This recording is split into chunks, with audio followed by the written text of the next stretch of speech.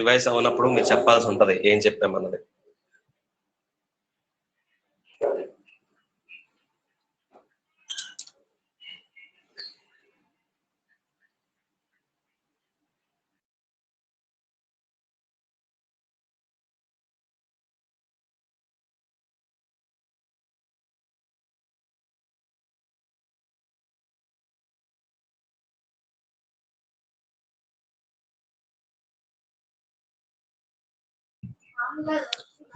So last class లో మనం ఏం స్టడీ చేస్తామండి? విద్యుత్ రసాయన శ్రేణి సార్. ఓకే, విద్యుత్ రసాయన శ్రేణి కోసం మాట్లాడుకున్నాము. తర్వాత నన్నస్ ఈక్వేషన్ మాట్లాడుకున్నాము. ఆ తర్వాతనేమో కాలమన్ ఎలక్ట్రోడ్. ఓకే, కాలమన్ ఎలక్ట్రోడ్ కోసం కూడా మనం చెప్పేసుకున్నాము. సో ఇక మనం 5th యూనిట్ లోకి వెళ్ళిపోతాము. 5th యూనిట్ వచ్చినప్పటికీ ప్రావస్థ నియమము. ఓకే, ప్రావస్థ కోసం మాట్లాడదాము. ప్రావస్థ నియమం అంటే ఏంటి? ఇది ఆల్రెడీ ఇంటర్మీడియట్ లో చదువుకున్నదే, but anyways I will share the thing to you.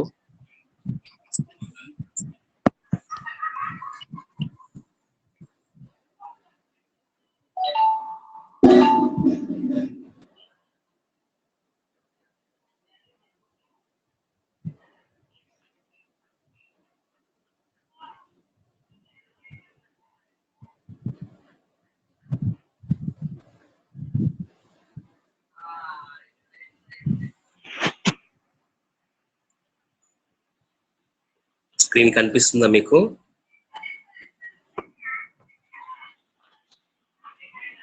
Screen కనిపిస్తుందా? రెస్పాండ్ అవ్వండి స్టూడెంట్స్ ఒకసారి. కనిపిస్తుంది సార్. మనం ప్రావస్థ నియమం కోసం మాట్లాడదాము. ప్రావస్థ నియమం అంటే ఏంటి? ఇది మ్యూట్ లో పెట్టండి. ఓకే, మిలార్డ్ గిబ్స్ అన్న అతను ఈ యొక్క ప్రావస్థ నియమాన్ని మనకు ప్రవేశపెట్టాడు. ఇతను ఒక సమీకరణాన్ని ప్రవేశపెట్టాడు. అదేంటనంటే సమతా స్థితిలో ఉన్న విజాతీయ వ్యవస్థ ప్రావస్థల సంఖ్య P, అలాగే ఘటకాల సంఖ్య C మరియు స్వాతంత్ర పరిమితుల సంఖ్య F, ఈ మూడింటికి సంబంధించినటువంటి సంబంధాన్ని అతను ఒక సమీకరణం ద్వారాగా రూపొందించాడు. దాన్నే మనము ప్రావస్థ నియమము అని చెప్పేసి అంటాం. ఏంటది? F = C-P+2. ఇది సూత్రం. F అంటే ఏంటండి? Number of degrees of freedom అని అంటాము, స్వాతంత్ర పరిమితుల సంఖ్య. అలాగే C అంటే ఏంటి? ఘటకాల సంఖ్య, అంటే నెంబర్ ఆఫ్ కాంపోనెంట్స్. అలాగే విజాతీయ వ్యవస్థలో ప్రావస్థల సంఖ్య అంటే ఏంటండి? So number of phases in heterogeneous system. Heterogeneous system లో మీకు ఉన్నటువంటి ఎన్ని ఫేజెస్ ఉన్నాయి? ఫేజెస్ అంటాం, PHASES, ఫేజెస్ అంటే ప్రావస్థలు అని అర్థం. ఓకే, సో ఇప్పుడు మనం ఏం చెప్తున్నాము? సమతా స్థితిలో ఉన్న విజాతీయ వ్యవస్థలో ఉన్న ప్రావస్థల సంఖ్య, అలాగే ఘటకాల సంఖ్య, స్వాతంత్ర పరిమితుల సంఖ్య, ఈ మూడింటికి సంబంధించినటువంటి ఒక సమీకరణాన్ని ఇతను ప్రతిపాదించాడు. దాన్నే మనము F = C-P+2 అని చెప్తాము. సో F అంటే ఇప్పుడు ఒక్కొక్క దాని కోసం మనము వివరంగా చెప్పుకుంటూ వెళ్దాం. మొదట ప్రావస్థ కోసం ఇక్కడ మెన్షన్ చేశారు. సో ప్రావస్థ లేదా ఫేజ్ అంటే ఏంటి? సమతా స్థితిలో ఉండే విజాతీయ వ్యవస్థలో భౌతికంగా గుర్తించగలిగే సజాతీయ భాగాన్ని మనం ప్రావస్థ అంటారు. అంటే ఏంటంటే ఇక్కడ మనకి ఇది చాలా టెక్నికల్ గా డెఫినేషన్ ఇక్కడ చెప్పడం జరిగింది, బట్ మన భాషలో మనం మాట్లాడుకుందాం.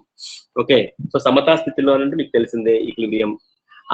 అప్పుడు మీకు ఆ స్థితిలో ఏదైతే మీకు సజాతీయంగా కనిపించేటువంటిది ఉంటుందో దాన్ని మనము ప్రావస్థ అంటాము. అంటే ఏంటి? ఇప్పుడు మనకు 2 ప్రావస్థలు అన్నామంటే కంపల్సరీగా ఆ రెండింటికి కంప్లీట్ గా మనకు ఆ బౌండరీ లైన్ అనేది కనిపించాలి వేరువేరుగా. ఇప్పుడు ఫర్ ఎగ్జాంపుల్ మనము ద్రవ పదార్థం, ఘన పదార్థం అన్నాం అనుకోండి. ద్రవ పదార్థం అంతా కూడా ఎక్కడ మీరు పట్టుకున్న ద్రవం ఒకలానే ఉంటుంది. అలాగే ఘన పదార్థంలో ఎక్కడ పట్టుకున్న ఘన పదార్థం అంటే ఒకలా ఉంటుంది. ఈ రెండు కలిపినప్పుడు మీకు దేనికదే సెపరేట్ గా ఉంటుంది. అట్లాంటప్పుడు ఏమంటాం? ఇక్కడ 2 విజాతీయ వ్యవస్థలు అని అంటాము. సో 2 విజాతీయ వ్యవస్థలో మీకు ఏంటండి? ఎన్ని ప్రావస్థలు వచ్చాయి? ఇది మొత్తం విజాతీయ వ్యవస్థ అంటాము. ఎన్ని ప్రావస్థలు వచ్చాయని చెప్తాము? 2 ప్రావస్థలు, ఒకటి ఘన ప్రావస్థ, ఇంకొకటి ద్రవ ప్రావస్థ అని చెప్పేసి చెప్తాము. సో ప్రావస్థ అని స్పెసిఫిక్ గా మనం మెన్షన్ చేసినప్పుడు ఒక సమతా స్థితిలో విజాతీయ వ్యవస్థలో ఉన్నటువంటిది మనం భౌతికంగా దాన్ని సజాతీయంగా గుర్తించగలిగేటువంటి పరిస్థితి ఉన్నప్పుడు దాన్ని మనము ప్రావస్థ అంటాము. ఇప్పుడు ఫర్ ఎగ్జాంపుల్ మీరు వాటర్ తీసుకున్నారు, ఐస్ తీసుకున్నారు. సో క్లియర్ కట్ గా డిమార్కేషన్ మనకు ఒక పర్టికులర్ పరిస్థితిలో ఐస్ సెపరేట్ గా వాటర్ సెపరేట్ గానే కనబడుతుంది. ఓకే, సో అప్పుడు వాటర్ మొత్తం ఎక్కడ చూసినా నీకు నీటి అణువులే ఉంటది, అది మొత్తము నీరంతా కూడా ఒకటే ప్రావస్థ కింద చెప్తాము. అలాగే ఐస్ తీసుకుంటే, మంచు తీసుకుంటే మొత్తం అంతా కూడా మీకు ఒకటే విధంగా ఉండదు, అందులో మళ్ళీ వేరు వేరుగా ఏ డిమార్కేషన్స్ ఉండవు. సో అట్లాంటి ఏమంటాం మనము ప్రావస్థ అని చెప్పేసి అని అంటాము. ఓకే, సో ఇక్కడ మనకి ప్రావస్థ, ఘన ప్రావస్థ, ద్రవ ప్రావస్థ, వాయు ప్రావస్థ అని ఇలాగ మనము 3 రకాలుగా సాధారణంగా భౌతికంగా గుర్తించేటువంటివి ఈ 3 మనం చెప్పుకోవడం జరుగుతుంది. ఓకే, సో ఇప్పుడు ఒకటి గాలి ప్రావస్థ అన్నప్పుడు గాలిలో ఏంటుంటాయండి, గాలంతా ఒకలానే ఉంటది. నైట్రోజన్ అంతా ఒక పక్కకి, ఒక బెలూన్ లో మీరు గాలి తీసుకున్నారనుకోండి, ఆ బెలూన్ లో ఏ పార్ట్ నుంచి మీరు వాయువుని సేకరిస్తే ఆ పార్ట్ అంతా కూడా అన్ని ఒకే విధంగా ఉంటాయి. అర్థమైందా? అంటే ఏంటి, ఇప్పుడు మీరు ఒక బెలూన్ లో ఎక్కడైతే మీరు లోపలికి ఎయిర్ పాస్ చేశారో ఆ మౌత్ దగ్గర మీరు గ్యాస్ కలెక్ట్ చేస్తారనుకోండి, ఆ గ్యాస్ లో ఏమేమి కంటెంట్ ఉంటుందో సేమ్ కంటెంట్ మీరు ఒక హోల్ చేసి దాని ద్వారా గ్యాస్ తీసుకోవడం ద్వారా దాంట్లో వచ్చేటువంటిది కూడా సేమే ఉంటుంది. అంటే ఏంటండి, ఏ పార్ట్ లో మీరు ఆ బెలూన్ లో ఉన్నటువంటి గ్యాస్ పార్ట్ ని తీసుకుంటారో అన్ని గ్యాస్ పార్ట్స్ మీకు ఒకేలాగా ఉంటాయి తప్ప అందులో ఏ వేరియేషన్ కనిపించదు. సో అలాంటప్పుడు ఏమంటాం, గాలి మొత్తము ఒకటే ప్రావస్థ అని చెప్పేసి అంటాం. సో కాబట్టి ఎన్ని ప్రావస్థలు ఉన్నాయంటాం, గాలిలో ఒక ప్రావస్థ మాత్రమే ఉంది అని చెప్పేసి చెప్తాము. సో సంఖ్య 1 కింద చెప్తాం. ఇప్పుడు మరొక ఎగ్జాంపుల్ ఇచ్చాడు, కాల్షియం కార్బోనేట్. కాల్షియం కార్బోనేట్ అన్నది ఒక ఘన పదార్థము. అలాగే అది సమతా స్థితిలో అది విఘటనం చెందినప్పుడు కాల్షియం ఆక్సైడ్ గాను, అలాగే కార్బన్ డైఆక్సైడ్ గాను ఉంటుంది. కార్బన్ డైఆక్సైడ్ అనేది వాయు స్థితిలో ఉంటుంది, కాల్షియం ఆక్సైడ్ అనేది ఘన స్థితిలో ఉంటుంది. ఇప్పుడు ఇందులో మొత్తం ప్రావస్థలు ఎన్ని అని మనం ఎలా చెప్తాము అని అంటే, మీకు క్లియర్ కట్ కనబడుతున్న విషయం ఏంటంటే రెండు దాని స్థితులు కనబడుతున్నాయి, భౌతిక స్థితులు ఏంటండి, ఒకటి ఘనస్థితి, రెండవది వాయు స్థితి. ఖచ్చితంగా మనకు 2 ప్రావస్థలు ఉన్నాయని క్లియర్ కట్ గా మనము భౌతిక స్థితిని బట్టి చెప్పచ్చు. అయితే మరి మూడోది కూడా అన్నది ఇక్కడ P=3 అని ఎలా చెప్తున్నాము, ఘన స్థితిలో ఉన్నటువంటి కాల్షియం కార్బోనేట్ అలాగే కాల్షియం ఆక్సైడ్ 2 కూడా మీకు సమతా స్థితిలో ఉన్నప్పుడు 2 మిక్సర్ గా ఉన్నట్టు, ఇప్పుడు అంతా కలిసి ఉండింది. కానీ ఏ పార్ట్ నుంచి మీరు తీసిన కాల్షియం ఆక్సైడ్, కాల్షియం కార్బోనేట్ ఉండేటువంటి వాటి రేషియో, నిష్పత్తి అన్నది సమానంగా ఉండదు. అర్థమైంది కదా? ఘన పదార్థాలు ఎప్పుడు కలిపినప్పుడు, 2 ఘన పదార్థాలు మీరు కలిపినప్పుడు ఎప్పుడు కూడా మీకు సజాతీయ వ్యవస్థ అన్నది రాదనమాట ఘన పదార్థాల్లో. ఓకే, సో ఎందుకంటే ఒక దగ్గర సాంద్రత ఎక్కువ ఉండొచ్చు, ఒకదానిది మరొక దగ్గర సాంద్రత తక్కువ ఉండొచ్చు. సో 2 సమానంగా మొత్తం అన్ని దగ్గరలా కూడా మనము ఒక సమాన నిష్పత్తిలో చూస్తాము అనంటే అది కుదరదు అనమాట. అర్థమైంది? నిష్పత్తి అంతా కూడా మీకు అన్ని దగ్గర కూడా సమానంగా ఉండేటువంటి పరిస్థితి 2 ఘన పదార్థాలు, 2 అంతకన్నా ఎక్కువ ఘన పదార్థాలు కలిపినప్పుడు రాదు. సో కాబట్టి ఘన పదార్థాలు ఎన్ని ఉంటే ఒక్కొక్క దాన్ని ఒక్కొక్క ప్రావస్థ కింద చెప్పుకోవాల్సి ఉంటుంది. అర్థమైంది కదండి? సో అందువల్ల ఇక్కడ ఏంటంటే కాల్షియం కార్బోనేట్ మీరు తీసుకున్నప్పుడు ఇక్కడ మీకు 3 ప్రావస్థలు విఘటనం చెందినటువంటి కాల్షియం కార్బోనేట్ లో సమతా స్థితిలో మీకు 2 ఘన పదార్థాలు, 2 ప్రావస్థలు, ఒక వాయు స్థితి కాబట్టి ఒక ప్రావస్థ, మొత్తం 3 ప్రావస్థల కింద మనం చెప్పుకుంటాం. అలాగే మరొక ఎగ్జాంపుల్ ఏంటి, మంచు, నీరు, నీటి ఆవిరి 3 కూడా సమతా స్థితిలో ఉంటున్నప్పుడు అలాంటి పరిస్థితుల్లో ఏంటంటే మంచు ఉండాలి, అక్కడ నీరు ఉండాలి, అట్ ది సేమ్ టైం ఆవిరి ఉండాలి. మొత్తం ఉన్నటువంటి పరిస్థితి కూడా ఒక దగ్గర మనకు వస్తుంది. అలాంటి సమతా స్థితి ఉన్నప్పుడు దాన్ని మనకు ఎన్ని ఫేజెస్ కనబడతాయి అప్పుడు అందులో ఆ స్థితిలో 3 ఫేజెస్ కనబడుతున్నాయి. వాయు స్థితి 1, ద్రవ స్థితి 1, ఘన స్థితి 1, అలాగా 3 ప్రావస్థలు అన్నవి మీకు ఇక్కడ కనిపిస్తున్నాయి. సో ప్రావస్థ అంటే ఏంటో అర్థమైంది కదండి? సమతా స్థితిలో ఉండేటువంటి విజాతీయ వ్యవస్థలో భౌతికంగా గుర్తించగలిగేటువంటి సజాతీయ భాగాన్నే మనము ప్రావస్థ అని అంటాము. సో ఇక్కడ మనము భౌతికంగా గుర్తించగలిగేవి మనకు తెలిసినటువంటివి 3 భౌతిక గుణాలు. ఏంటంటే అవి ఘనస్థితి, ద్రవస్థితి, వాయుస్థితి. పక్కగా ఈ 3 వేరువేరుగా మనము క్లియర్ గా మనం డిస్టింగ్ చేయొచ్చు. అయితే ఎప్పుడైతే మనం ఘనస్థితుల కోసం మాట్లాడుకుంటామో, ఘనస్థితిలో ఎక్కడైతే మీకు 2 లేదా అంతకన్నా ఎక్కువ ఘటకాలు మీకు కలిసి అంటే ఉన్నటువంటి కాంపోనెంట్స్ అన్నవి మీకు 1 కన్నా ఎక్కువ ఘన పదార్థాలు ఉన్నప్పుడు ఆటోమేటిక్ గా దేనికదే మనం ప్రావస్థ కింద మనం చెప్పాల్సి ఉంటుంది. అలాగే ఇంకొక విషయం ఏంటంటే ఇక్కడ కాల్షియం కార్బోనేట్ అది ద్రవ స్థితిలో కూడా మనకు ఒక్కొక్కసారి 2 ప్రావస్థలు ఉంటాయి. ఎలాగ 2 ప్రావస్థలు ఉంటాయి? ఇప్పుడు మీరు తీసుకున్నటువంటి 2 ద్రవాలు ఒకవేళ ఒకదాంతో ఒకటి ద్రావణీయత కలిగి లేవనుకోండి, అర్థమైంది. అలాంటప్పుడు ఏమవుతుంది, మీకు వేరువేరుగా రెండు ప్రావస్థల కింద క్లియర్ కట్ గా మీకు తెలుస్తుంది. ఇప్పుడు ఫర్ ఎగ్జాంపుల్ ఆయిల్ వాటర్ తీసుకున్నారు, రెండు కలిపారనుకోండి, ఆయిల్ లేయర్ సెపరేట్ గా ఉంటుంది, వాటర్ లేయర్ సెపరేట్ గా ఉంటుంది. సో అట్లాంటప్పుడు ఇక్కడ రెండు మీకు సజాతీయకం కలవదు. అలాంటప్పుడు ఏంటంటే రెండు విజాతీయ గుణాలు ఉన్నటువంటిది కాబట్టి మనం ఏం చెప్పొచ్చు, అక్కడ రెండు ప్రావస్థలు ఉన్నాయని అలాగా మనకి చెప్పొచ్చు ఇమ్మిసిబుల్ లిక్విడ్స్ కి. అలాగే వాయుదానికి వచ్చేటప్పటికి ఎట్టి పరిస్థితుల్లో మీకు ఏ వాయువు తీసుకున్నా గానీ వాయువు అన్నది మీకు సమానంగా అన్ని దగ్గరలో ఒకే విధంగా ఉంటుంది కాబట్టి ఇక్కడ ప్రావస్థ అన్నది ఒకటే ప్రావస్థ ఉంటుంది. ఈ విధంగా మనము భౌతికంగా గుర్తించగలిగేటువంటి వాటిని అర్థంగా దాన్ని చేసుకుని సజాతీయ భాగాన్ని మనం చూసుకుంటే వాటిని ప్రావస్థలు అంటాము. ఎగ్జాంపుల్స్ చూసాం. నెక్స్ట్ ఘటకాల సంఖ్య కోసం మాట్లాడదాం. ఘటకాల సంఖ్య అంటే కాంపోనెంట్స్, నెంబర్ ఆఫ్ కాంపోనెంట్స్ ఎన్ని ఉంటున్నాయి.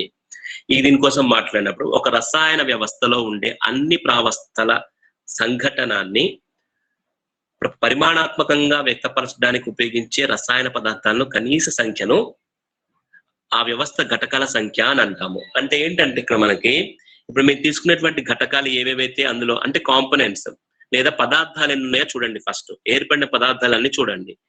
ఓకే, ఏర్పడిన పదార్థాల్లో కనీసమైనటువంటి పదార్థాలతో మనము ఆ చర్యకు సంబంధించింది మొత్తము మనం చెప్పగలిగినప్పుడు అప్పుడు ఆ కనీస పదార్థాలు ఎన్ని ఉన్నాయో చూసుకుంటే దాన్ని నంబర్ ఆఫ్ ఘటకాలు కాంపోనెంట్స్ అని అంటాం. అంటే ఘటకాల సంఖ్య కింద మనం పరిగణిస్తాము. ఫర్ ఎగ్జాంపుల్ మంచు, నీరు, నీటి ఆవిరి, ఈ మూడింటిని కూడా మనం H2O తోనే సూచిస్తాము. అది మంచైనా కావచ్చు, నీరైనా కావచ్చు, నీటి ఆవిరైనా కావచ్చు. మూడింటిని కూడా మనం దేంతో సూచిస్తామండి, H2O అన్న దాంతో సూచిస్తాం. కాబట్టి ఇది ఏకఘటక వ్యవస్థ అని చెప్పేసి అంటాం. అంటే it's only one component system, ఒకటే ఘటకం అందులో ఉంది అని చెప్పేసి అంటాం. So CnS is equal to 1 అవుతుంది. ఇంకొక ఎగ్జాంపుల్ తీసుకుందాం. Calcium carbonate, calcium oxide, carbon dioxide ఉందండి. ఇప్పుడు ఈ పరిస్థితుల్లో calcium oxide, carbon dioxide calcium carbonate విఘటన చెందడం ద్వారాగా మనకి ఏర్పడింది అంటున్నాము. దీనిలో 3 ప్రావస్థలు ఉన్నాయి. మరి ఘటకాలు ఎన్ని ఉన్నాయండి అని అంటే మీరు మామూలుగా ఏంటి, ఇక్కడ మీకు 3 కెమికల్ ఫార్ములాలు కనబడుతున్నాయి. ఒకటి కాల్షియం కార్బోనేట్, ఒకటి కాల్షియం ఆక్సైడ్, లాస్ట్ది కార్బన్ డైఆక్సైడ్. ఇట్లా 3 కెమికల్ ఫార్ములాలు మీకు కనబడుతుంది. 3 పదార్థాలు అన్నవి ఇక్కడ మీకు కనిపిస్తున్నాయి. అయితే ఈ 3 పదార్థాల్లో మీరు ఏ 2 పదార్థాలని మీరు తీసుకోవడం ద్వారాగా మూడోది ఆటోమేటిక్ గా డిఫైన్ అయిపోతుంది. ఇప్పుడు కాల్షియం కార్బోనేట్, కాల్షియం ఆక్సైడ్ 2 తీసుకున్నారనుకోండి, ఆటోమేటిక్ గా మీకు తెలిసింది ఏంటి, ఆ రెండింటిలో నుంచి కార్బన్ డైఆక్సైడ్ బయటకు వెళ్ళిపోతుందని అర్థమైపోతుంది. అలా కాల్షియం ఆక్సైడ్ ప్లస్ CO2 అన్నామంటే ఖచ్చితంగా కాల్షియం కార్బోనేటే అని మనం చెప్పేయచ్చు. అర్థమైంది కదా. కాల్షియం కార్బోనేట్, కార్బన్ డైఆక్సైడ్ తీసుకున్నాం అనుకోండి, ఆటోమేటిక్ గా మీకు కాల్షియం ఆక్సైడ్ బయటకు వచ్చింది అని కూడా మీకు అర్థమైపోతుంది. అంటే ఏ 2 మీరు పదార్థాలు తీసుకున్నప్పటికి కూడాను మూడొక పదార్థం అన్నది ఆటోమేటిక్ ఇక్కడ డిఫైన్ అయిపోతుంది. కాబట్టి మినిమం పదార్థాలు ఒక చర్య కోసం మనము చెప్పగలిగిన పరిస్థితి ఉంటే ఆటోమేటిక్ గా దాన్ని ఇక్కడ ఎన్ని ఉన్నాయండి, మనకి 2 ఘటకాలు ఉన్నాయి. 2 పదార్థాలు మొత్తం సమీకరణాన్ని చెప్పగలుగుతున్నాయి. కాబట్టి దీన్ని ఏమంటామంటే ఎన్ని ఘటకాలు ఉన్నాయి అంటాము, 2 ఘటకాలు ఇందులో ఉన్నాయి అని చెప్పేసి అంటాము. అర్థమైంది కదండి. అలాగా కాల్షియం కార్బోనేట్ కోసం మాట్లాడతాము. ఇది ఇప్పుడు మీకు చూడండి, కాల్షియం కార్బోనేట్, ఈ కాల్షియం కార్బోనేట్ కోసం మాట్లాడాలంటే CaO ప్లస్ CO2 అంటాము. CaO కోసం మాట్లాడాలంటే CaCO3 CO2, ఈ మైనస్ CO2 చేస్తే ఆటోమేటిక్ గా CO. సో ఈ విధంగా మనం చూసినట్లయితే ఏ 2 మీరు పదార్థాలు తీసుకున్నాం, మూడోది ఆటోమేటిక్ గా ఏంటన్నది మనం ఇక్కడ గుర్తించగలిగేటువంటి పరిస్థితి ఉంది. కాబట్టి ఇందులో 2 ఘటకాలు ఉన్నాయి అనేసి మనము చెప్తాము. అర్థమైంది కదండి. సో అన్ని ప్రావస్థల ఘటకాలకి సంఘటనాన్ని కేవలం 2 రసాయన పదార్థాల సహాయంతో వ్యక్తపరిచినప్పుడు దీన్ని ఏమంటాము, కాంపోనెంట్ 2 ఉన్నాయి కాబట్టి ఇక్కడ ఏమంటాం మనము, ద్విఘటక వ్యవస్థ అని అంటాము. ద్విఘటక వ్యవస్థ అంటాం. ఇంతకు ముందు ఏం చెప్పాము, ఏకఘటక. ఎందుకని అక్కడ ఓన్లీ H2O తప్ప మరి ఇంకేమీ లేదు. H2Oకి సంబంధించినటువంటి అన్ని ప్రావస్థలు మనం అక్కడ చెప్పగలుగుతున్నాము. అన్ని ప్రావస్థలు H2Oతో మాత్రమే సూచించగలుగుతున్నాము. సో కాబట్టి అక్కడ ఏకఘటక వ్యవస్థ. ఇక్కడికి వచ్చినప్పటికి ఏంటండి, అన్ని ప్రావస్థలు కూడా మనము ఏ 2 ద్వారా చెప్పినా ఆటోమేటిక్ గా మొత్తం తెలిసిపోతుంది. కాబట్టి ఇక్కడ ద్విఘటక వ్యవస్థ అంటాం. దీన్ని C=2 అయింది కాబట్టి. ఇక తర్వాత స్వాతంత్ర పరిమితుల సంఖ్య, number of degrees of freedom అని అంటాం. Number of degrees of freedom అంటే ఏంటండి, ఇది కూడా చూడండి. సమతా స్థితిలో ఉన్న వ్యవస్థ పరిస్థితిని నిర్ణయించడానికి స్థిరీకరించవలసిన పీడనం, ఉష్ణోగ్రత, గాఢత మొదలైన చరాంశాలను కనీసపు సంఖ్యను మనం ఏమంటాము, స్వాతంత్ర పరిమితుల సంఖ్య అని అంటాము. అంటే ఏంటండి, ఇప్పుడు ఫర్ ఎగ్జాంపుల్ మనకి ఒక 2 వ్యవస్థలు మన సమతా స్థితిలో ఉన్నాయి అనుకుందాము.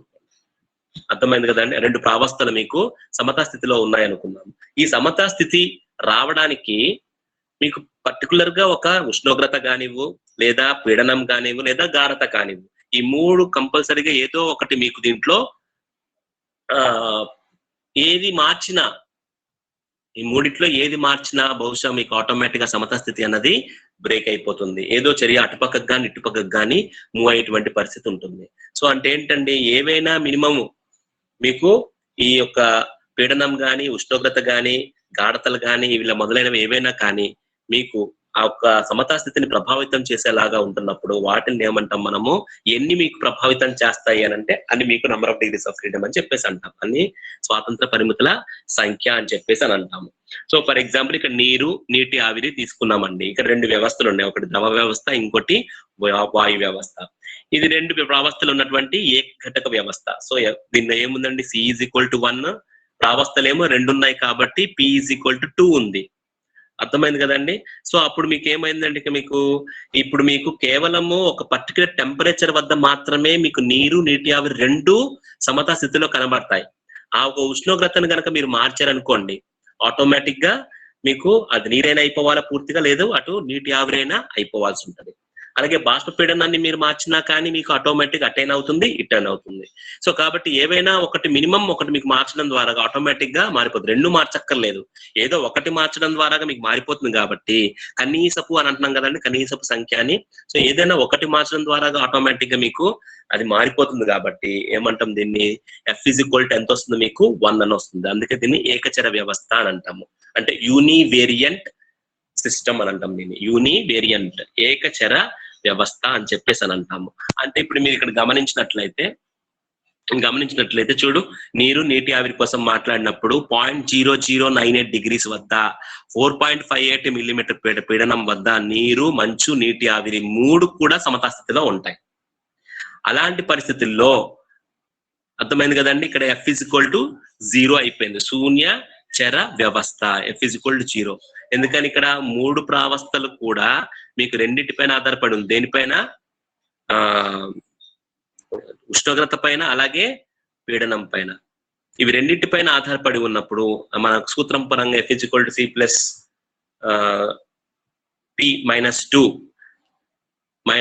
అని చెప్పేసి మనం అది చేసినప్పుడు ఆటోమేటిక్ గా F శూన్యచర వ్యవస్థ అని చెప్పేసి అని అంటాము. అంటే ఇందులో ఇప్పుడు ఏమవుతుందండి, మీకు ఉష్ణోగ్రత మార్చినా, ఉష్ణోగ్రత, పీడనం రెండు ఇక్కడ అవసరమైనటువంటి పరిస్థితి. ఎందుకంటే రెండు కూడా ఇక్కడ మీకు ఈ మూడు ప్రావస్థలకి కంపల్సరీగా అంత ఉష్ణోగ్రత, అంత పీడనం అన్నది స్పెసిఫిక్ గా అక్కడ మెన్షన్ చేస్తేనే ఈ మూడు సమతా స్థితిలో ఉంటాయి. ఏమాత్రము ఉష్ణోగ్రతలో కానీ లేకపోతే బాష్పపీడనం కానీ మార్పు చెందించామో ఆటోమేటిక్ గా మొత్తానికి వెళ్ళిపోతుంది. దీన్నే శూన్యచర వ్యవస్థ అంటే నాన్ వేరియంట్ సిస్టమ్ అని అంటాం దీన్ని, నాన్ వేరియంట్ సిస్టమ్. ఇప్పుడు for example carbon dioxide, nitrogen కలిపినటువంటి ఒక వాయు స్థితి ఉన్నటువంటి వాయు వ్యవస్థ ఉందనుకోండి.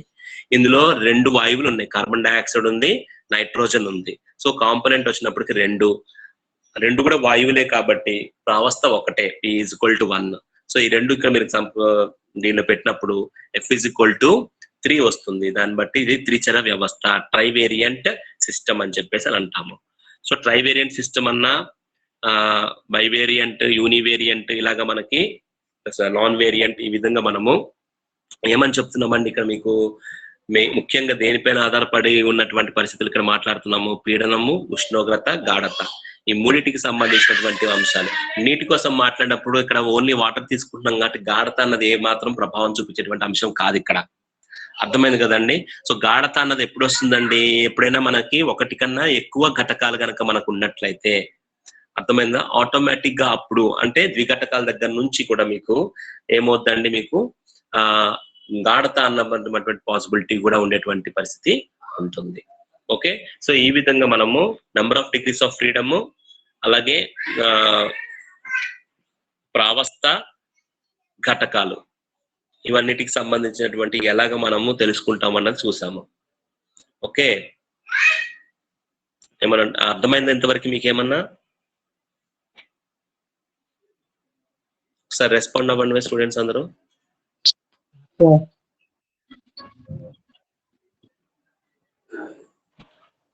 అర్థమైంది సార్. సార్ 4th యూనిట్ లో last topic sir. 5th unit ఇది. ప్రావస్థ ఫ్రేజ్ రూల్ కదండి సార్. ఫ్రేజ్ రూలా?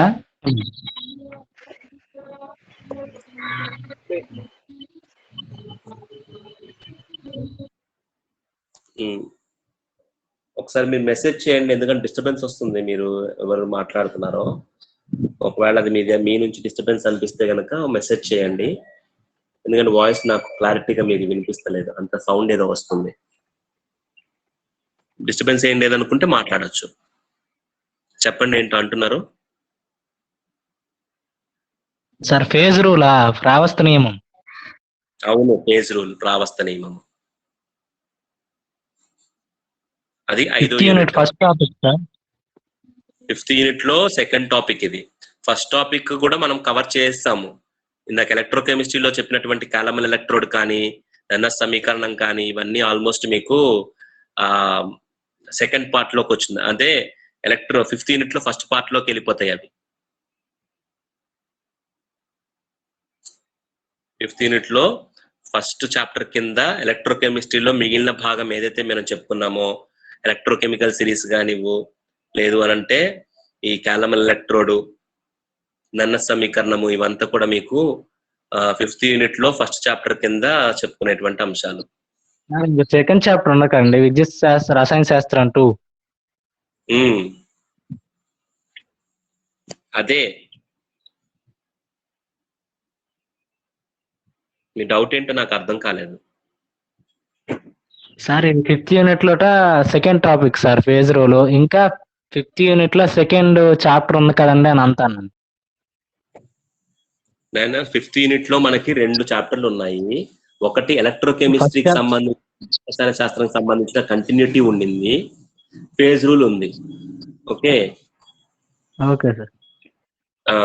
ఆ విద్యుత్ రసాయన శాస్త్రానికి సంబంధించిన కంటిన్యూటీ అన్నది మనం ఆల్రెడీ 4th యూనిట్ లో చెప్పుకున్నప్పుడే కంటిన్యూ చేసుకుని చెప్పేశాం. అర్థమైందా?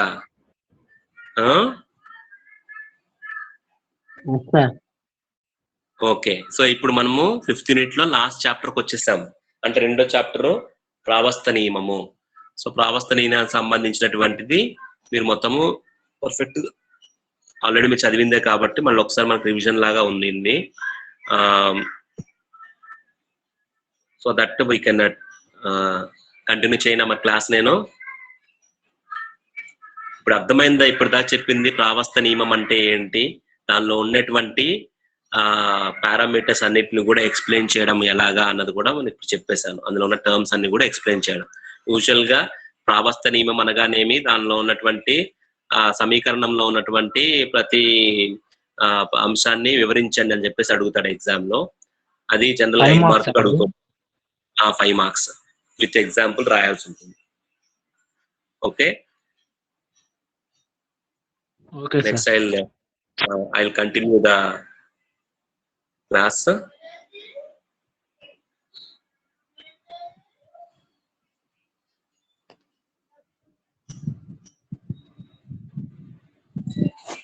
Okay, so now we'll proceed with ఏకఘటక వ్యవస్థ. మనకి సిలబస్ లో 2 వ్యవస్థల కోసం సంపూర్ణంగా మనం చదువుతాము ఎగ్జాంపుల్ తో. ఒకటి ఏకఘటక వ్యవస్థ, రెండవది ద్విఘటక వ్యవస్థ. అంటే C విలువ = 1, అలాగే C విలువ = 2. ఈ 2 వ్యవస్థల్ని మనం ఇక్కడ చదువుకుంటాం. సో మొదటగా ఏకఘటక వ్యవస్థ కోసం వివరించండి అని అంటే జల వ్యవస్థ కోసమే మాట్లాడదాం, లేదా నీటి వ్యవస్థ కోసమే మాట్లాడతాము. లేదా నీటి వ్యవస్థను మనము గిబ్స్ ఫేజ్ రూల్ అనుసరించి వివరించండి అని అంటే ఆటోమేటిక్ గా నీటి వ్యవస్థనే మనము అంటే ఏకఘటక వ్యవస్థ కోసమే మాట్లాడతాం.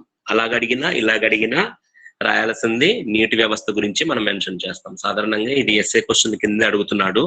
అంటే ఎలాగా గిబ్స్ ఫేజ్ రూల్ ని నిర్వచించి ఏకఘటక వ్యవస్థను ఉదాహరణతో వివరించండి అని అడుగుతాడు. అలాంటప్పుడు ఫేజ్ రూల్ అంటే ఏంటో మాత్రమే రాస్తారు, అందులో టర్మ్స్ అన్ని ఎక్స్ప్లెయిన్ చేయాల్సిన అవసరం లేదు. ఓకే, ఆ తర్వాత మీరు ఏకఘటక వ్యవస్థ కోసం ఎక్స్ప్లెయిన్ చేసుకుంటూ వెళ్ళడమే. అంటే వాటర్ సిస్టమ్ మాట్లాడతారు. సో ఇక్కడ ఏమనాలి, ఏకఘటక వ్యవస్థలో బెస్ట్ ఎగ్జాంపుల్ ఏంటండి, నీటి వ్యవస్థ లేదా జల వ్యవస్థ అని కూడా అనొచ్చు. నీటి వ్యవస్థకు ప్రావస్థ నియమాన్ని ఎలాగ అనువర్తింప చేస్తాము అన్నది ఒకసారి చూద్దాం.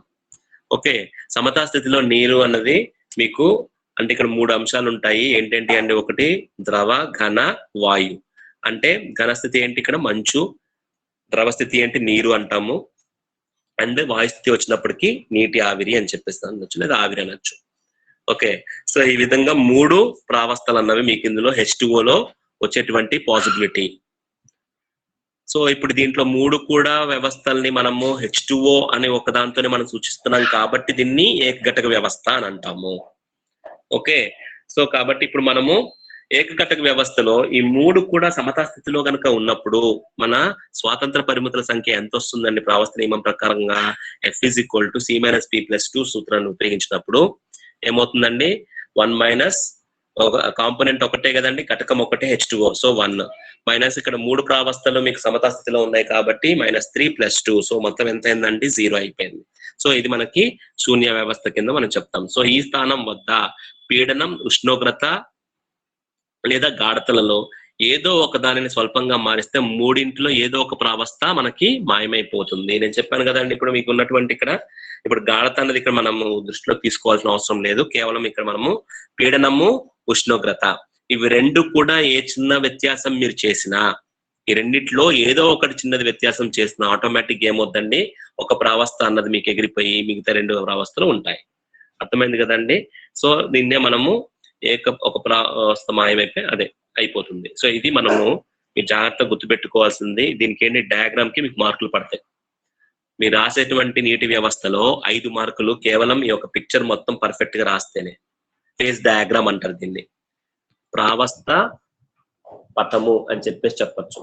ఓకే, సో నీటి వ్యవస్థకి ప్రావస్థ పటము, ఈ పటం మీరు పర్ఫెక్ట్ గా మొత్తము ఉష్ణోగ్రతలు, పీడనాలతో సహా మీరు మెన్షన్ చేసి ఆ ప్రావస్థలన్నింటినీ కూడా జాగ్రత్తగా మీరు దానిలో చూపించినట్లయితే ఈ యొక్క పటం వేసినందుకే మీకు 5 మార్క్స్ పడతాయి. మిగిలిన 5 మార్క్స్ మీరు చెప్పేటువంటి వివరణ కోసం ఉంటుంది.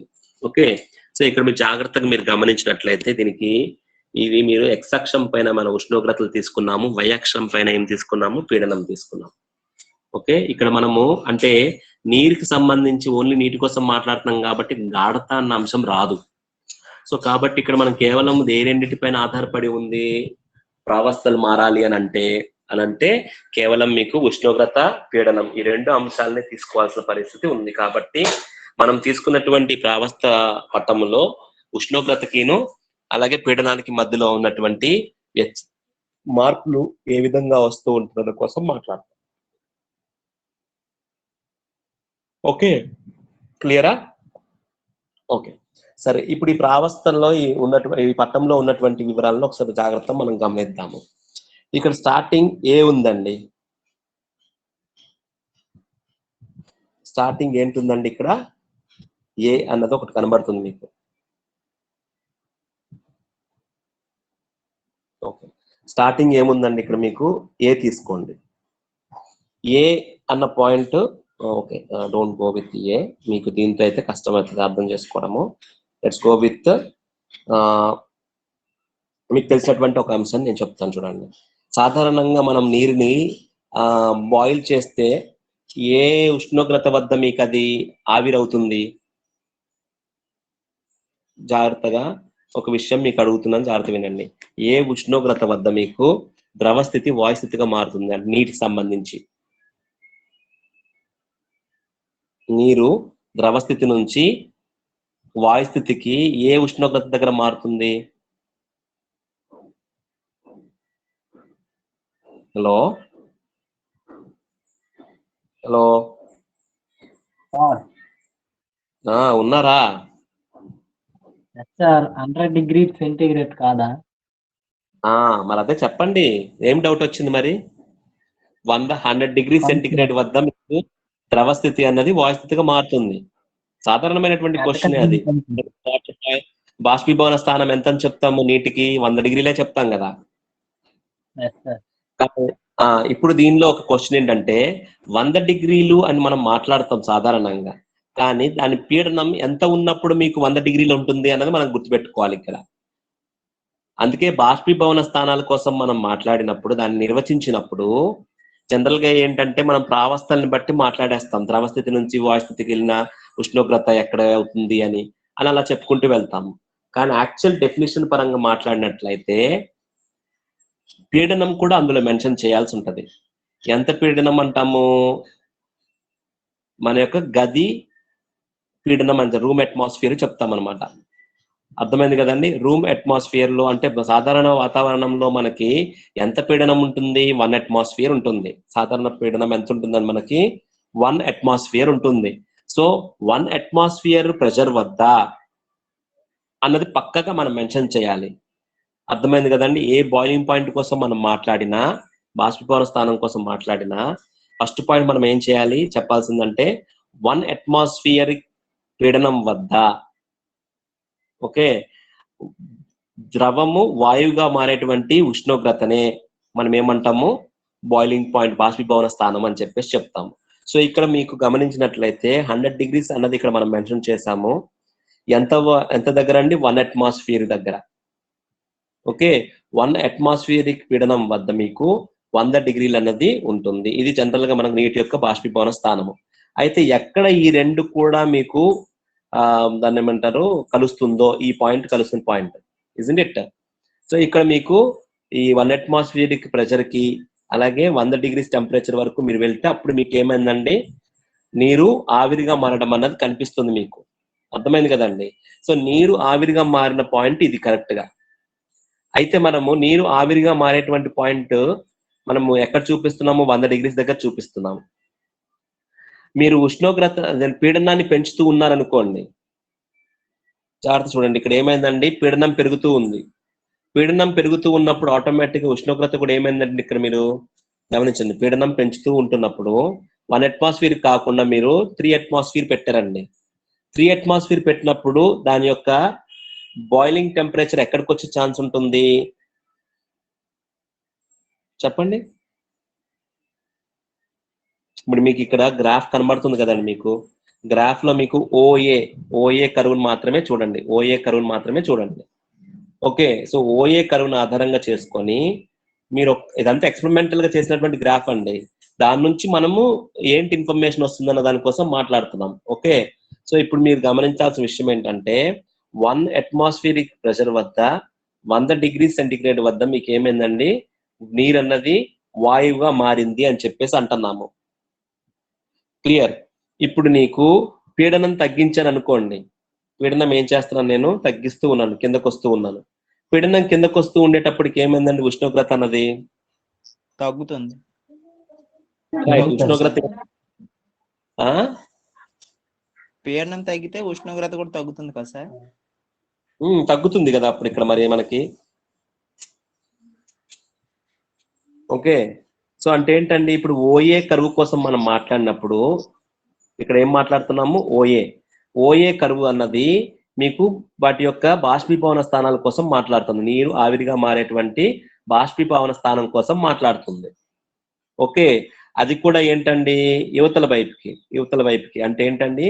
ఇదంతా యువతల కింద ఓఏ దిగువ భాగం అంతా కూడా ఆవిరి భాగం అయితే, ఓఏ ఎగువ ప్రాంతం అంతా కూడా ద్రవ ప్రాంతంగా ఉంటుంది. అది ఎంతవరకు అనంటే ఏ నుంచి ఓ వరకు వచ్చే వరకు. మరి ఏ మీదన ఎందుకు సార్ ఏ అని సెపరేట్ గా ఇక్కడ ఒక పాయింట్ మనం మెన్షన్ చేస్తున్నాము. ఏ దగ్గర ఏందండి? 218 అట్మాస్ఫియర్ వద్ద 374 degrees సెంటిగ్రేడ్ వద్ద నీకు ఏమైందండి?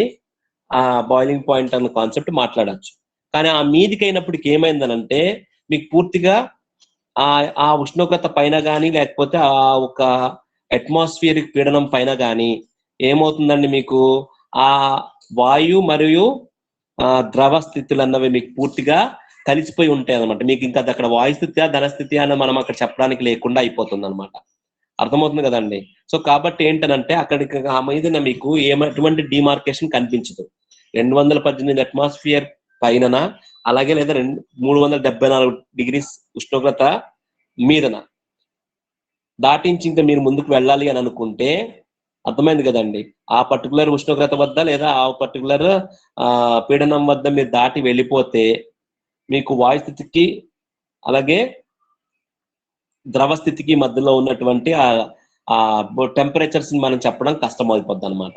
అంటే దాని బాయిలింగ్ పాయింట్ అని నేను చెప్పలేను, మొత్తం కలిసే ఉండిపోతుంది. రెండు స్థితులు ఒకే ప్రావస్థ కిందకి వచ్చినట్టుగా కనబడుతూ ఉంటుంది అనమాట. కలిసిపోయినట్టు సజాతీయ వ్యవస్థ లాగా మొత్తం కలిసిపోయి ఉంటుంది. ఎటువంటి ఆ డిమార్కేషన్ కనిపించదు. కాబట్టి మనకు కేవలము అందుకే మనం ఏమంటాము, ఏ ఉష్ణోగ్రతకి ఎగువ లేదా ఏ పీడనం ఎగువ మీకు ఏమవుతుందండి, రెండు ప్రావస్థల్ని కూడా ద్రవ మరియు వాయు ప్రావస్థలను మనము వేరుపరచలేని పరిస్థితి లాగా ఉన్నప్పుడు ఆ ఉష్ణోగ్రతను సందిగ్ధ ఉష్ణోగ్రత అంటాము, ఆ పీడనాన్ని సందిగ్ధ పీడనం అని అంటాం అనమాట. అంటే రెండు ప్రావస్థలని మనము వేరు చేయలేనటువంటి పరిస్థితి లాగా కనిపించినప్పుడు ఏ ఉష్ణోగ్రత ఏ పీడనం దగ్గర మీకు అది కనిపిస్తుందో వాటిని మనము సందిగ్ధ ఉష్ణోగ్రత సందిగ్ధ పీడనము అని చెప్పేసి చెప్తాం అనమాట. So critical temperature critical pressure అన్నమాట మాట్లాడతాము. ఓకే, సో ఏ పాయింట్ కిందకు వచ్చినట్లయితే మీరు ఏ నుంచి ఇక మీరు ఉష్ణోగ్రత తగ్గించుకుంటూ అలాగే పీడనం తగ్గించుకుంటూ వెళ్ళిన కొలది కూడా ఏమవుతూ ఉంటుందండి, ఈ విధంగా మీకు ఆ పీడనం తగ్గిన కొలది కూడా మీకు ఏమవుతుందండి, వాట్స్ హ్యాపెనింగ్ 1 atmosphere ప్రెషర్కి వచ్చినప్పటికీ 100 degrees దగ్గరనే మీకు బాయిలింగ్ పాయింట్ టెంపరేచర్ అనేది కనిపిస్తుంది. రూమ్ టెంపరేచర్ 1 atmosphere కాబట్టి దీన్నే 100 degrees అని నోట్ చేసుకుంటాం మనము. అర్థమైందా? అలా కాకుండా మీ పీడనాలు మార్చిన కొలది ఏమవుతుందండి, ద్రవస్థితి అన్నది బాయిలింగ్ పాయింట్స్ వేరియేషన్స్ అన్నవి మీకు కనిపిస్తా ఉన్నాయి. అర్థమైంది కదండి? ఇక్కడ ఇంకొక విషయం మీరు జాగ్రత్త చూడండి. ఓకే, ఇంకొక విషయాన్ని మనం మాట్లాడదాం. ఏంటండి ఇక్కడ ఓసి కర్వ్ కోసం మాట్లాడదాం. ఓకే, ఓసి అంటే ఏంటండి, this is OC curve.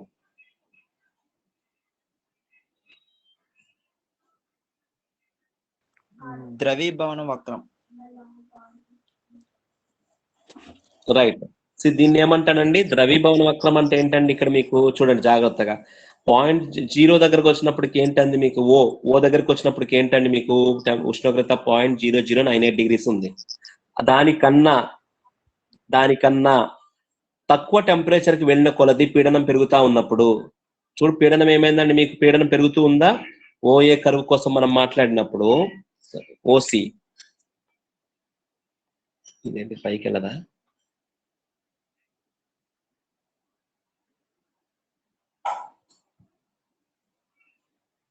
Okay, so ఇక్కడ ఉన్నటువంటి ఓసి కర్వ్ కోసం మనం మాట్లాడినప్పుడు ఏం చెప్తున్నామండి, ఏం చెప్తున్నాము, ఓ దగ్గర నుంచి మీకు ఉష్ణోగ్రత తగ్గించుకుంటూ పీడనం పెంచుకుంటూ వెళ్తూ ఉన్నాము. అర్థమైంది కదండి? సో అప్పుడు ఏమవుతుందండి మీకు ఆటోమేటిక్ గా ద్రవీభవన స్థానం అన్నది ఏమవుతుందండి, తగ్గుతూ వచ్చింది. మీకు నీరు మంచుగా మారేటువంటి పరిస్థితి మీరు గమనించినట్లయితే ఏమవుతుందండి, తగ్గుతూ వస్తుంది. అయితే చూడండి, మనం మామూలుగా ఏంటంటాము, నీరు మంచుగా మారేటువంటి ఉష్ణోగ్రత ఎంత అంటున్నామండి, 0 degrees centigrade అంటున్నాము. మరి 0 degrees centigrade అనే ఫ్రీజింగ్ పాయింట్ ద్రవీభవన స్థానము లేదా ఘనీభవన స్థానము అని మనం అంటున్నాము అని అంటే అది ఏ పీడనం దగ్గర అంటామండి, 1 atmosphere దగ్గర, అంటే రూమ్ అట్మాస్ఫియర్ దగ్గర అని మాట్లాడినప్పుడు 1 atmosphere దగ్గర సాధారణంగా 0 degrees centigrade ఉంటుంది. ఓకే, సో అది మనం జనరల్ గా దాని యొక్క ఘనీభవన స్థానం లేదా ద్రవీభవన స్థానం అని చెప్పేసి అంటూ ఉంటాము. ఓకే, సో దానికన్నా మీరు ఉష్ణోగ్రతని పెంచుకుంటూ వెళ్తూ ఉన్నప్పుడు పీడనం తగ్గిస్తూ వెళ్ళారనుకోండి, ఆటోమేటిక్ గా 0.0098 degrees centigrade వరకు కూడా మీకు నీరు మంచు రెండు కూడా మీకు ఎలా ఉంటాయండి, సమతా స్థితిలో ఉంటాయి. అంటే ఏంటంటే అక్కడ మీకు ఖచ్చితంగా మీకు రెండు ఫేజెస్ కూడా ఆ మారేటువంటి ప్రక్రియ అనేది మీకు కనిపిస్తుంది. మంచు నీరుగా కానీ లేదా నీరు మంచుగా మారేటువంటి పరిస్థితి అనేది మనం ఇక్కడ చెప్పుకోవచ్చు అనమాట. ఓకే, సో అలాగా మీరు ఏమవుతుంది, ఉష్ణోగ్రతను తగ్గించుకుంటూ వెళ్ళొచ్చు. అంటే ద్రవీభవన స్థానాన్ని తగ్గించుకుంటూ ఎలాగ వెళ్ళగలము, పీడనాన్ని పెంచుతూ ఉంటే ఆటోమేటిక్ గా ద్రవీభవన స్థానం అన్నది తగ్గిపోతూ ఉంటుంది. అర్థమైంది కదండి? సో ఈ విధంగా మనకు ఏమైందండి, ఓసి కర్వ్ కోసం మనం మాట్లాడొచ్చు. సో ఓసి ఎగువ అంతా కూడా మీకు ఏముంటుందండి అంటే ఈ ప్రాంతం అంతా ఏంటండి, కేవలము ఒక ప్రావస్థ మాత్రమే ఉంటుంది. కేవలము ఒక ప్రావస్థ మాత్రమే ఉంటుంది.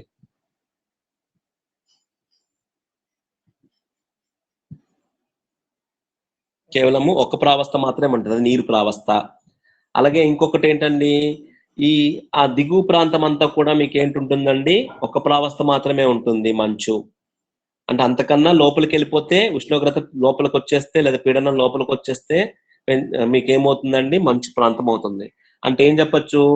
ఏఓసి ప్రాంతము, ఏఓసి ఈ ప్రాంతం మొత్తం కూడా మీకు ఏంటండి? ఏకప్రావస్థ ఉన్నటువంటిదే, నీరు మాత్రమే ఉంటుంది. అర్థమైంది కదండి? సో అలాగే మీకు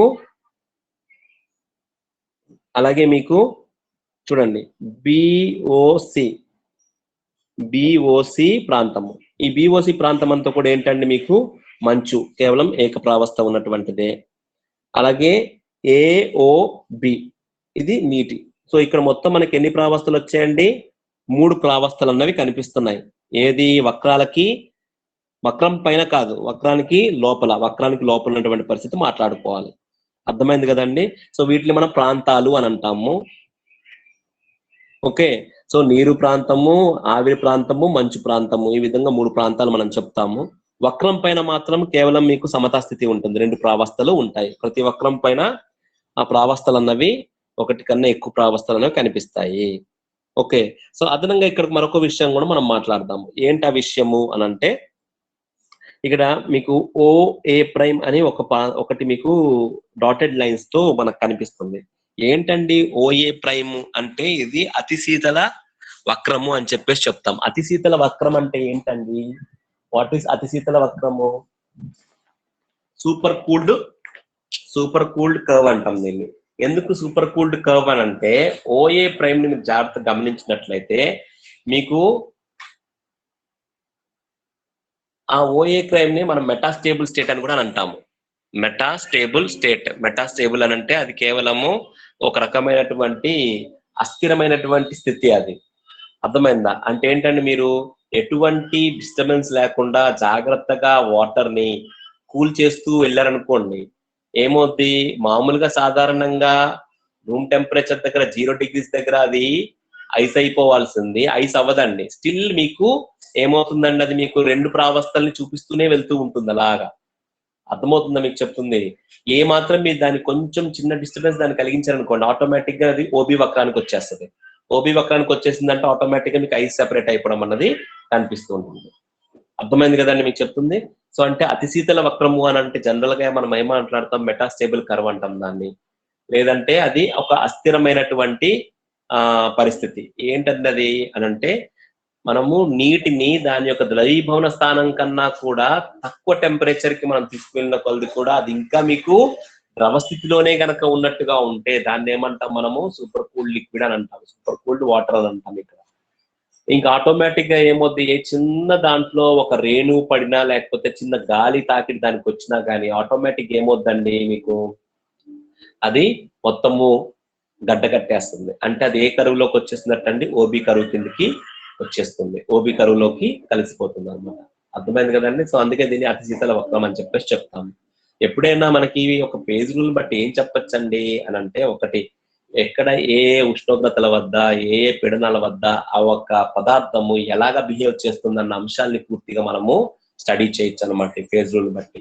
అందుకని నీటి వ్యవస్థలో మనం ఇవన్నీ కూడా ఎక్స్పెరిమెంటల్ గా వాడు చేసుకుంటూ వచ్చి ఆ విలువలు ఇచ్చి ఈ విధంగా పట్టిక రూపంలో చూపించడం ద్వారాగా ఆ పదార్థంని మనం ఉపయోగించినప్పుడు ప్రతిసారి మనము ఈ యొక్క పట్టికను ఆధారంగా, ఈ యొక్క పటంని ఆధారంగా చేసుకొని మనము చర్యలు జరపడంలో కానీ ఇంకా ఇతర విషయాల్లో మనకి ఇన్ఫర్మేటివ్ గా ఉంటుంది అనమాట ఇది. అందుకని ఇది ఇప్పుడు ఇందులో మనము ప్రావస్థ నియమాన్ని ఇక్కడ పాటించాలి. ఏంటేంటిది? అప్లై చేయాలి, పాటించడం, దాన్ని అనువర్తింప చేయాలి. ఎలా అనువర్తింప చేస్తాము అని అంటే, ప్రాంతాల వారీగా మనము ఎఫ్ విలువ ఎంత ఉందో కనుక్కోవాలి. అలాగే వక్రం పైన ఎంత ఉందో మనం చెప్పుకోవాలి. ఇందులో స్పెసిఫిక్ గా మరొక పాయింట్ ఉంది. ఏంటంటే అది పాయింట్ ఓ దగ్గర. ఈ పాయింట్ అనేది చాలా కీలకం. అన్ని వక్రాలు ప్రాంతాలు మాట్లాడాం మనము, కానీ ఎట్ పాయింట్ ఓ అన్నది మాత్రం స్పెసిఫిక్ గా మనం స్పెసిఫై చేయాలి. ఏంటండి అని అంటే, ఇక్కడ 4.58 mm ఆఫ్ హెచ్జి పీడనము, 0.0098 డిగ్రీ సెంటిగ్రేడ్ ఉష్ణోగ్రత వద్ద మీకు 3 ప్రావస్థలు కలిసి ఉంటాయి సమతా స్థితిలో. 3 ప్రావస్థలు సమతా స్థితిలోకి వస్తాయి. ఏంటండి? మంచు, నీరు, నీటి ఆవిరి. ఆ పాయింట్ నుంచి ఏమాత్రం మీరు ఉష్ణోగ్రతను కానీ లేదా పీడనం కానీ మార్పు చేశారు అని అంటే, మీరు దేనిలో మార్పు చేసిన దాన్ని బట్టి అది ఓఏ కరువులోకి ఏదో ఒక దాన్ని ఏమంటారు ఫేజ్ ఎగిరిపోతుంది. ఏ ఒక ప్రావస్థ మీకు మాయమైపోతుంది. కేవలం 2 ప్రావస్థలు వస్తాయి. అంటే ఓఏ కరువులోకి వెళ్ళిపోయాయి అనుకోండి 2 ప్రావస్థలు అవుతాయి. ఓసీ కరువులోకి వచ్చేసాయి అనుకోండి 2 ప్రావస్థలు అయిపోతుంది. ఓబీ కరువులోకి వచ్చాయి అనుకోండి 2 ప్రావస్థలు అయిపోతాయి. అంటే ఏంటండి, ఉష్ణోగ్రతని మార్చినా లేదా పీడనాన్ని మార్చినా అది మీకు మారిపోతుంది. అందుకే దీన్ని సెపరేట్ గా ఒక పేరు అంటాం, దీన్ని ట్రిపుల్ పాయింట్ ఆఫ్ వాటర్ అంటాం. త్రిక బిందువు, నీటి త్రిక బిందువు అని చెప్పేసి అని అంటాం, లేదా జల త్రిక బిందువు అని అంటాం మనం. Triple point of water. What is triple point of water? Trika బిందువు అంటే ఏంటి అని అంటే 4.58 mm of Hg పీడనం వద్ద 0.0098 degrees సెంటిగ్రేడ్ ఉష్ణోగ్రత వద్ద 3 ప్రావస్థలు, నీరు, మంచు, నీటి ఆవిరి 3 ప్రావస్థలు సమతా స్థితిలో వచ్చినటువంటి బిందువునే మనం ఏమంటాము, ట్రిపుల్ పాయింట్ ఆఫ్ వాటర్ అని చెప్పేసి 3 ప్రావస్థలు ఎగ్జిస్ట్ అవుతాయి అని చెప్పేసి చెప్తాం అనమాట. Okay, so the point at which అని మాట్లాడతాం మామూలుగా. The point at which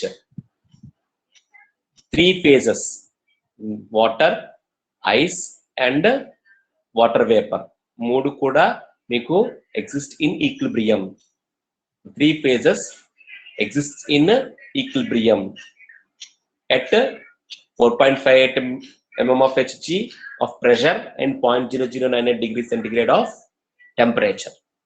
okay, so దాన్నే మనం ఏమంటాము, త్రిక బిందువు అని చెప్పేసి. మీకు కాంపిటేటివ్ లో compulsory what is triple point of water, temperatures, pressures అక్కడ మీకు చాయిస్ లో ఇస్తాడనమాట. సో ఏదన్నది పర్ఫెక్ట్ గా మనం ఇక్కడ చెప్పాలి. 4.58 పాయింట్లు పక్కన ఉన్నటువంటి డిజిట్లు కూడా చాలా చాలా ఇంపార్టెంట్. ఓకే, సో అది మీకు దీనికి సంబంధించినటువంటివి. అయితే ఇప్పుడు మనము ప్రావస్థ, ఇది మొత్తం జనరల్ గా మీకు ఎక్స్ప్లెనేషన్ చెప్పాను. నా what you need to know is, మనము ప్రావస్థ నియమాన్ని దీనికి అనువర్తింప చేసినప్పుడు ప్రాంతాల వారీగా మనం చెప్పాలి, వక్రాల వారీగా చెప్పాలి, అలాగే పాయింట్ ఓ దగ్గర ఏ విధంగా ఉన్నది కూడా మనము చెప్పాల్సి ఉంటది. ఓకే, సో ఇప్పుడు మనము ప్రాంతాల వారీగా చూద్దాం. ఈ ప్రాంతం తీసుకున్నాం అనుకోండి, ఏంటండి ఓఏసి. ఓఏసిలో కేవలం ఏముందండి, ఒక ప్రావస్థ మాత్రమే ఉంది. F is equal to C minus P plus 2, ఇది కదండి సూత్రము. సో సి ఏంటి, సి అన్నిట్లో కూడా కాంపోనెంట్ H2O. సో కాబట్టి 1. ఇందులో ఎన్ని ఫేజెస్ ఉన్నాయండి, ఒక ఫేజ్ ఉంది. ప్లస్ 2 ఎంత అయిందండి, ఈజ్ ఈక్వల్ టు వాల్యూ ఎంత అయిందండి, 2 వచ్చింది. 2 అంటే ఏంటంటే దీని అర్థము బైవేరియంట్. బైవేరియంట్ అంటే అర్థం ఏంటంటే ఇక్కడ మీకు ద్విచలనం అని చెప్పేసి చెప్పుకుంటాం కదా ఇందాక మనం చెప్పినప్పుడు. బైవేరియంట్ సిస్టమ్ అంటే ద్విచలన వ్యవస్థ అని చెప్పేసి అని అంటున్నాము. ఎందుకు ఓఏసి కరువులో F is equal to 2 వచ్చింది అంటే అర్థం ఏంటి ఇక్కడ మీకు అంటే, ఈ యొక్క ప్రాంతంలో మీరు పర్లాల స్పెసిఫిక్ గా నీటి కోసం మాట్లాడాల్సి వచ్చినప్పుడు ఖచ్చితంగా దాని యొక్క పీడనము మరియు దాని యొక్క ఉష్ణోగ్రత 2 మనం చెబితే తప్ప అది ఆ ప్రాంతంలో ఉంది అని మనం గుర్తించలేము. అర్థమైంది కదా, మీకు అర్థమవుతుందా? మీకు చెప్తుంది F is equal to అంటే బైవేరియంట్ అని అంటే అర్థం ఏంటి ఇక్కడ, ఖచ్చితంగా మనం ఈ ప్రాంతంలో ఏ పాయింట్ కోసం మీరు చెప్పాలి అని అంటే, నీటి కోసము ఈ యొక్క ప్రాంతంలో నీటి కోసం మీరు మాట్లాడాలి అంటే ఖచ్చితంగా మీరు ఉష్ణోగ్రత పీడనం 2 చెబితే తప్ప దాని అడ్రస్ అక్కడ మనం చెప్పుకోలేము ఆ ప్రాంతంలో. అర్థమైంది కదండి. సో అందుకే F is equal to ఇది బైవేరియంట్ అని చెప్పేసి అని అంటాం. అలాగే ఇప్పుడు మీకు అలాగే ఇప్పుడు మనకి ఈ ప్రాంతం తీసుకున్నారనుకోండి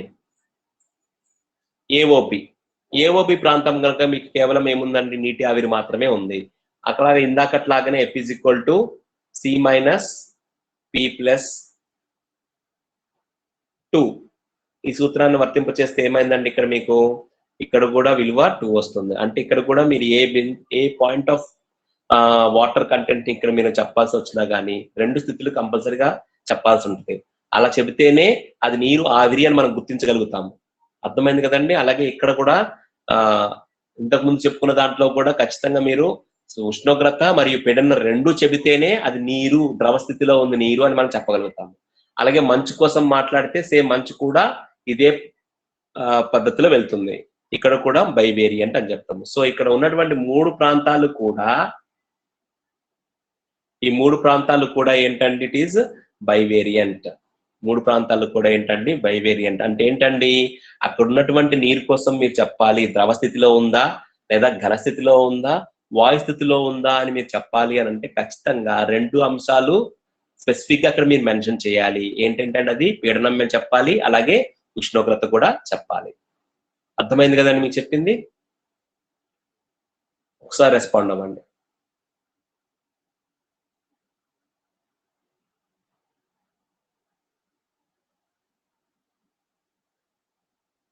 హలో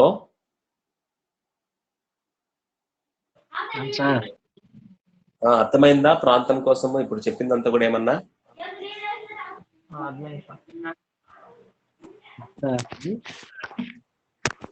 ఓకే, మిగిలింది మనం నెక్స్ట్ క్లాస్ 110 అయిపోయింది. మీరు కొంచెం ఎర్లీగా రావాలండి అందరూ. 11 గంటలకి అంటే టైం కల్లా రావాలా, లేకపోతే ఏమవుతుంది ఇప్పుడు మనకి చూడండి క్లాస్ అంతా కూడా అలా జరిగిపోతుంది. అరగంట క్లాసే అయింది, ఎందుకంటే మన క్లాస్ స్టార్ట్ చేసినప్పటికే 12:30 అయిపోతుంది.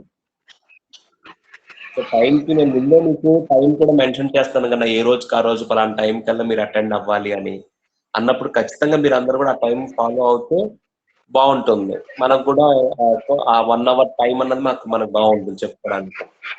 అరగంటలో మనం చెప్పుకోవాలంటే అరగంటలో మనం ఏం చెప్పుకోగలుగుతామండి? ఎంత టాపిక్ అవుతుంది చెప్పండి? సో అరగంటకి నేను కుదించుకోవాలన్నమాట టాపిక్ మీకు మరి. సో కాబట్టి ఏంటంటే నెక్స్ట్ క్లాస్ లో ఖచ్చితంగా మీరందరూ కూడా ఏం చేయాలి, టైంకి వచ్చేటట్టు చూసుకోండి. మనకి హార్డ్లీ ఒక 3 క్లాసెస్ లో ఈ ఫేజ్ రూల్ కూడా అయిపోతుంది. ఓకే, ఫేజ్ రూల్ కూడా అయిపోతుంది.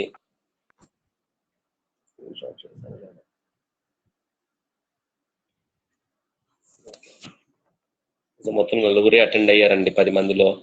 10 మందిలో 9 అని అంటే చాలా తక్కువ. 50% కూడా రావడం లేదు. మిగిలిన వాళ్ళు కూడా రండి. అసలు రమణమూర్తి ఏమైపోయాడు రా, వాడు రావడం ఫోన్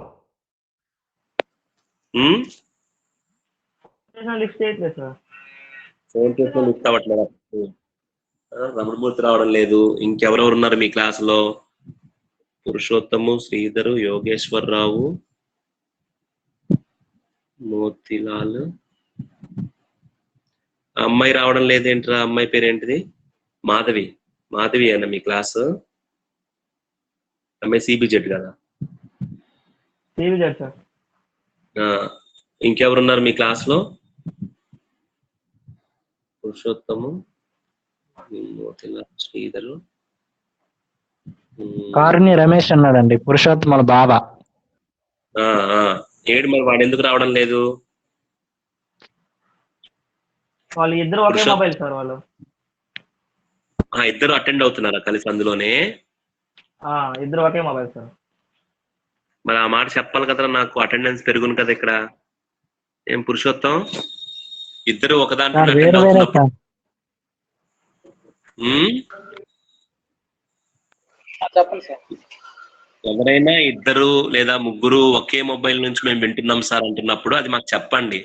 చెప్పడం ద్వారా ఏంటంటే అటెండెన్స్ పెరుగుతుంది. మేము అటెండెన్స్ అక్కడ నోట్ చేసినప్పుడు దానిలో మెన్షన్ చేస్తాము ఎక్కువ మంది అటెండ్ అయ్యారని.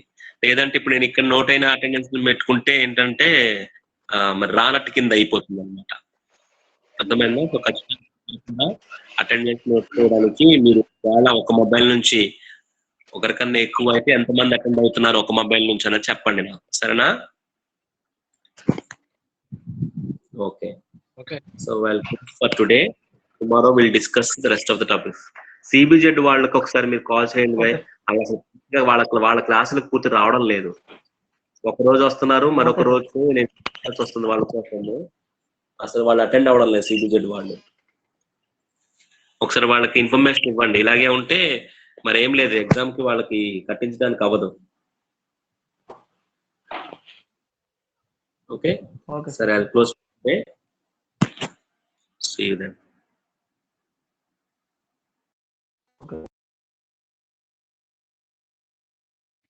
పురుషోత్తం కాకిలా ఉండిపోతుంది గట్టి, ఏదో ఒకటి మాట్లాడరా. మీ బాబు గురించి ఏం చెప్పలేదు, సపరేట్ మొబైల్ ఉందని. లేదు సపరేట్ మొబైల్ ఉంది. చెప్పలేదేమో మాట సార్కి. అరే వాయిస్ వినిపించట్లేదు. నటించుకో. నిజంగా రా బాబు.